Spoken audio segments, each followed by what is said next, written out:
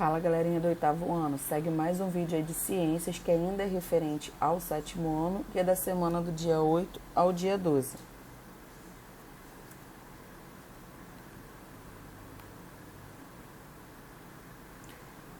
Vamos dar continuidade aí ao que a gente estava falando sobre ecologia, né? Que é a relação entre os seres vivos e o meio onde vivem. Eles precisam criar, né, algumas estratégias para que possam sobreviver mais tempo no ambiente.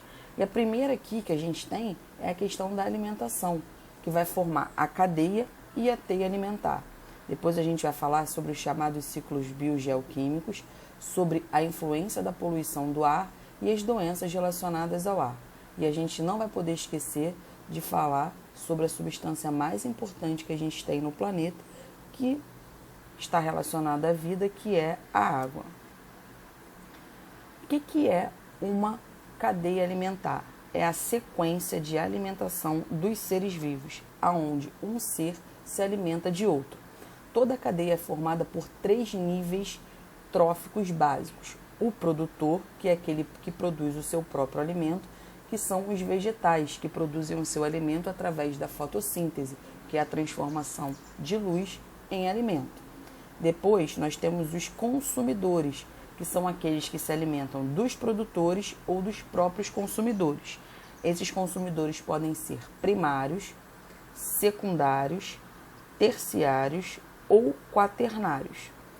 E o último nível trófico são os decompositores, que são aqueles que se alimentam dos restos de animais e vegetais. Teia alimentar é muito parecido com a cadeia alimentar, porém é um conjunto ou entrelaçamento entre 2 ou mais cadeias alimentares. O que isso significa? Que um ser vivo ele pode participar de uma cadeia alimentar, mas pode também participar de outras cadeias alimentares. Por exemplo, nós temos aqui o vegetal que participa dessa cadeia, com o gafanhoto, sapo, cobra e o gavião. Mas ele também participa da cadeia onde ele, ao morrer, é decomposto por fungos e bactérias. Então, ele participa da primeira e da segunda cadeia. Isso quer dizer que ele participa de uma teia alimentar. Agora a gente vai falar sobre os chamados ciclos biogeoquímicos, que são relacionados ao carbono, que a gente conhece como gás carbônico, o nitrogênio e o oxigênio, que são gases que estão presentes na atmosfera do planeta. Quando a gente fala do ciclo do carbono, a gente fala sobre a eliminação do oxigênio, né, que é produzido nos alvéolos pulmonares e também é produzido, né, para as plantas poderem respirar. Então, quando a gente elimina o gás carbônico, as plantas absorvem esse gás carbônico para que nos devolvam o oxigênio. Além disso, as plantas consomem esse carbono a partir da liberação, né, da queima de combustíveis fósseis. Então, elas consomem esse gás carbônico para que possa ajudar no processo de fotossíntese e, consequentemente, na sua alimentação e respiração. Já o ciclo do nitrogênio, o ser humano ele não consegue absorver esse gás de uma forma como consegue absorver o gás carbônico e o oxigênio na respiração. A gente consegue absorver o gás carbônico a partir da alimentação. Existem algumas bactérias fixadoras de nitrogênio que ficam no solo e se ficam presas aqui nas raízes das plantas. Quando, por exemplo, o boi come essa planta e a gente ingere a carne do boi, automaticamente, quando a gente se alimenta da carne desse animal, a gente ingere o nitrogênio, tá? Então, ele só vai fazer parte do nosso corpo quando a gente ingerir algum tipo de alimento que tenha tido o contato com esse gás.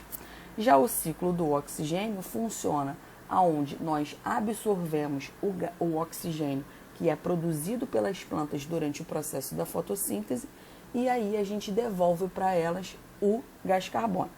Não é difícil, não.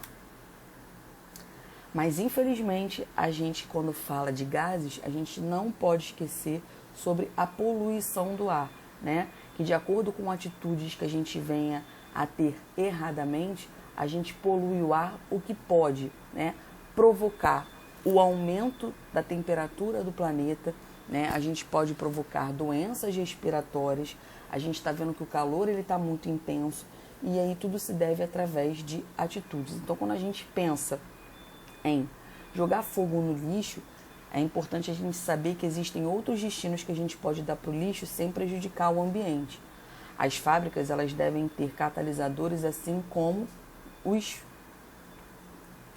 carburadores dos carros, né? Precisa ter um filtro. O cigarro também é um poluidor do ar, assim como um gás chamado de CFC, que constitui principalmente sprays e aerosóis.